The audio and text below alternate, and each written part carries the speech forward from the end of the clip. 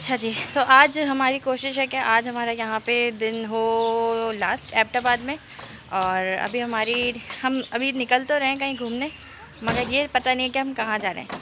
तो कहाँ जाने का जो फ़ैसला है वो हम बाहर निकलने के बाद करेंगे।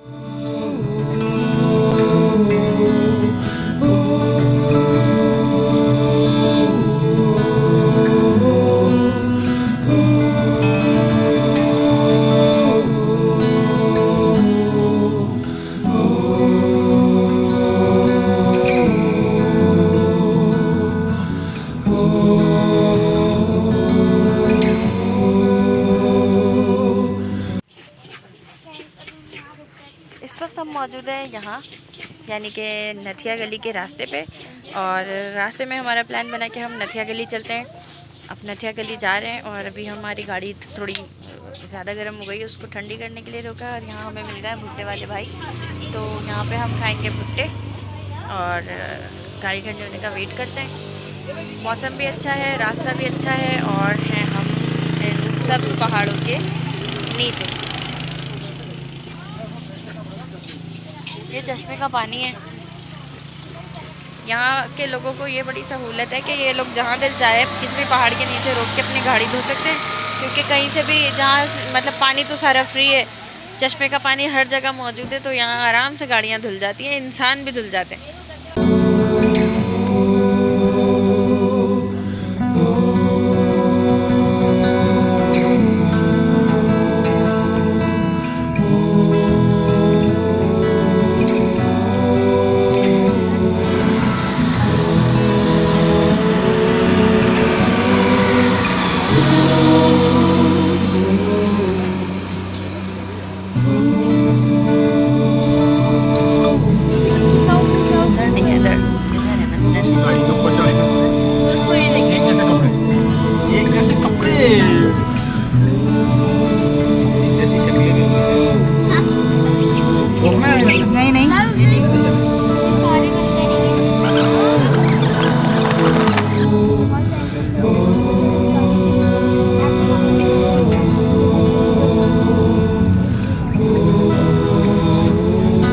हम मौजूद हैं इस वक्त नथिया गली बाज़ार में। बाज़ार तो बहुत खूबसूरत है और कपड़े भी बहुत शानदार लटके हुए हैं, ड्रेसेस।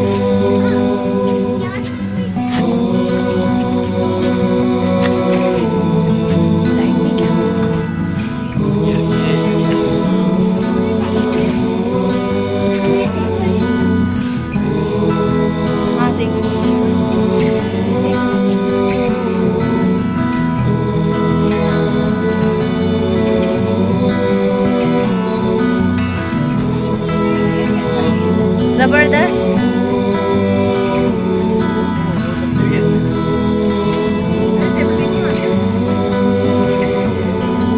अरे वाह, कुछ याद आया आपको? ज़बरदस्त है। कितने की भाभी है?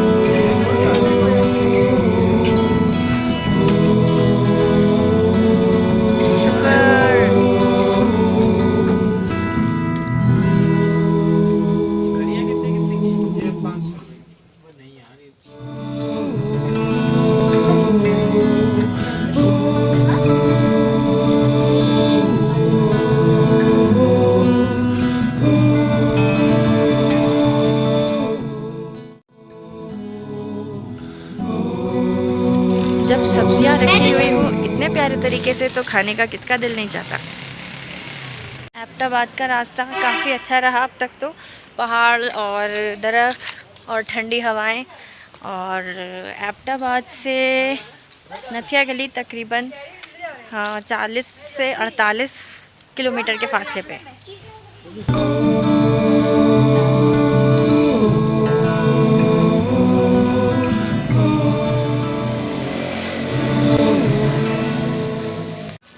एक बैड एक्सपीरियंस के बाद एक और एक्सपीरियंस करने जा रहे हैं, और अब हम जा रहे हैं पाइपलाइन ट्रैक।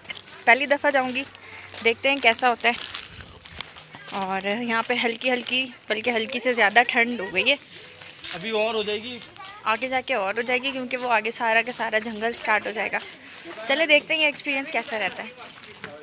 ये सारे पीछे मुझे फॉलो कर रहे हैं। प्रैंक हमारे साथ ये हुआ कि ये जो जगह इस वक्त आप स्क्रीन पर देख रहे हैं, यहाँ पे यहीं के 2 रिहायशी मकामी छोटे छोटे 12 और 13 साल के बच्चे हमें बताकर लाए कि नीलम मेरा यहाँ एक पॉइंट है जो कि आबशार है, बहुत ही बेहतरीन किस्म का। इंटरनेट पे हमने सर्च किया था तो बहुत प्यारा आ रहा था, मगर हमें ये नहीं पता था कि वो सीज़नल होता है, यानी कि किसी सीज़न में वो खुश्क हो जाता होगा और किसी सीज़न में वो बहुत अच्छा चलता है। तो वो यहाँ पे बच्चे हमें बता के ले आए, सिर्फ बता के ही नहीं लाए बल्कि उन्होंने हमें गाइड भी किया, और इस तरह गाइड किया कि उन्होंने सिर्फ रास्ता बताने के हमसे 1000 रुपये चार्ज किए, वो भी आफ्टर बार्गेनिंग। अगर हम उनके बताए हुए पैसे देते तो वो हमें 2200 रुपये देने पड़ते। रास्ता थोड़ा मुश्किल था, कठिन था, अल्लाह ना करे अगर गाड़ी ख़राब हो गई तो आप मसले में फंस जाएंगे। और वो 2 बच्चे ये हैं छोटे छोटे।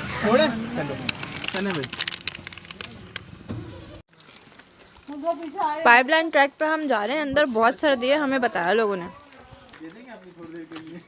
और दूसरी चीज़ ये कि यहाँ पे अपने पाँवों से, अपनी मेहनत से चल चल के जाने के भी पैसे ले रहे हैं।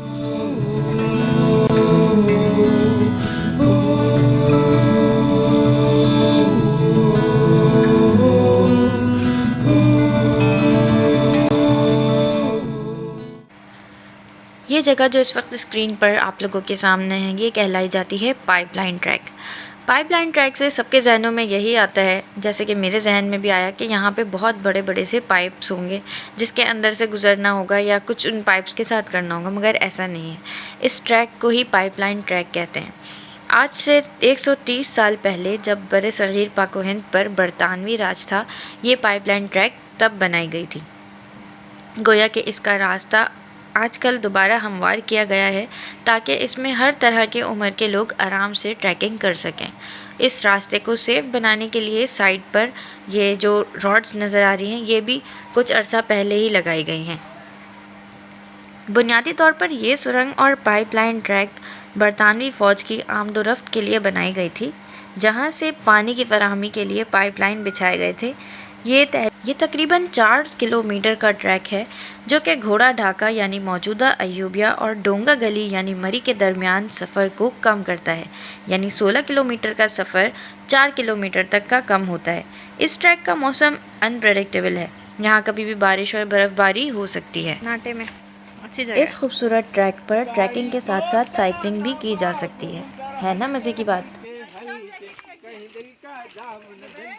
दिल का जाम कहीं ना झलके, गाड़ी को चलाना बाबू। बात है ये इश्क क्या, हजारों इश्क लाखों सनम जुड़े हैं, तेरी राह देखते हैं, चलो इश्क का कहा मान कर, अपना सनम पहचान कर, किसी ऐसे रंग में रंग जाए, तब से जुदा नजर आए, तब से जुदा नजर आए।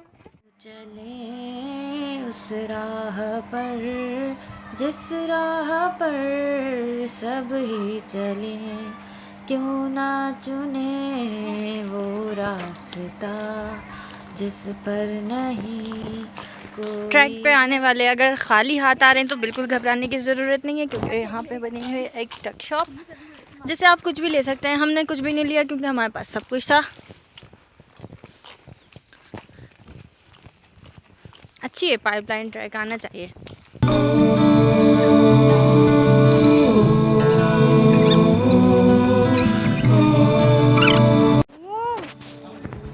वो जगह जहाँ पे एक अदद टावर लगा हुआ है, वो चल चल के हमने पूरा एक पहाड़ क्रॉस कर लिया है और अब हम दूसरे पहाड़ पर आ गए। अच्छा खासा ट्रैक चल चुके हैं हम, मेरा ख्याल है बस अब थोड़ा सा ट्रैक ही रहता होगा।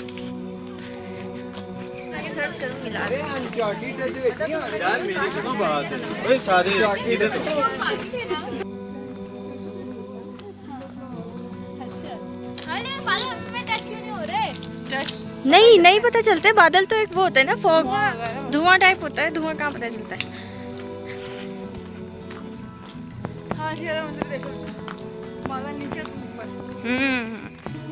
बादल पे पाँव है, ये वाला गाना गाना चाहिए क्योंकि हमारे पाँव बादलों पे।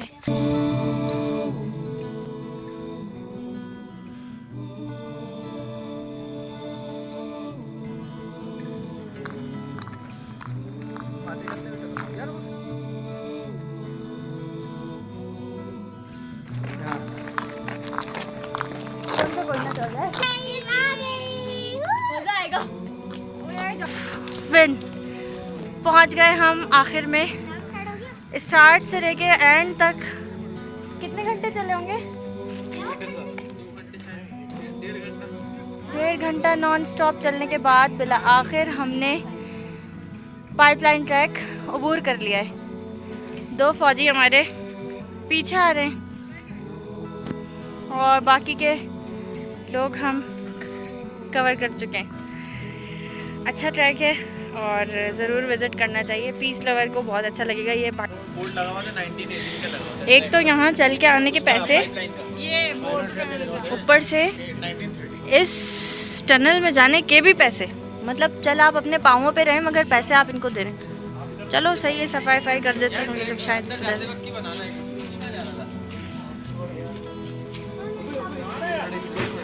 हाँ, सॉल्ट माइन जाएंगी ना भाभी? सॉल्ट माइन में सारा नमक का पहाड़ है इस तरह। बच्चों को लेके जाएं? नहीं, बच्चों के लिए अच्छी जगह है, बच्चे थोड़ा देख लेंगे।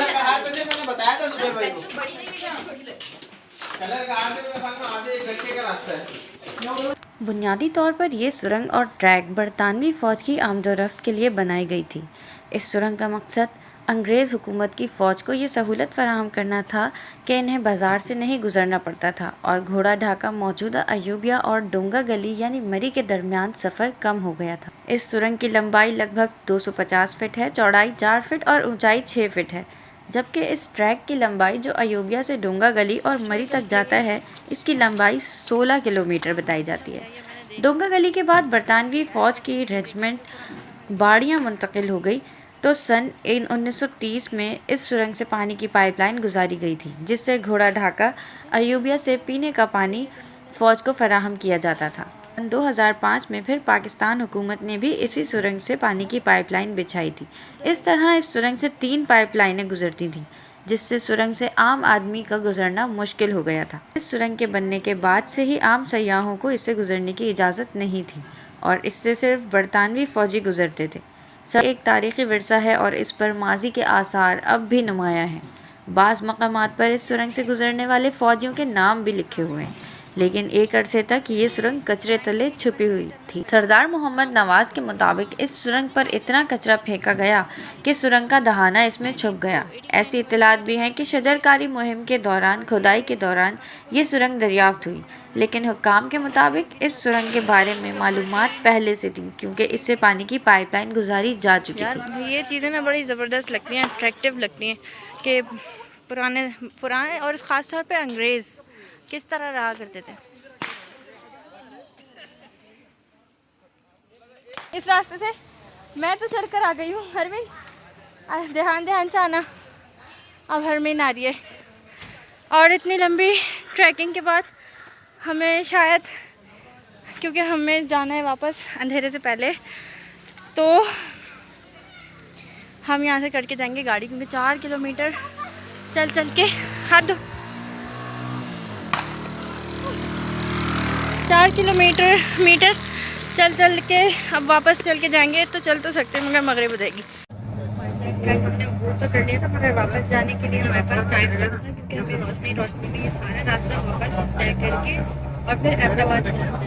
तो हम इस वक्त बकौल अहमदाबाद के लोगों के हम पहले उसका कैरी डब्बा था और अब हम जा रहे हैं यानी कि कार पार्किंग की तरफ, वहाँ से अपनी गाड़ी में बैठ के दोबारा अपने घर की तरफ।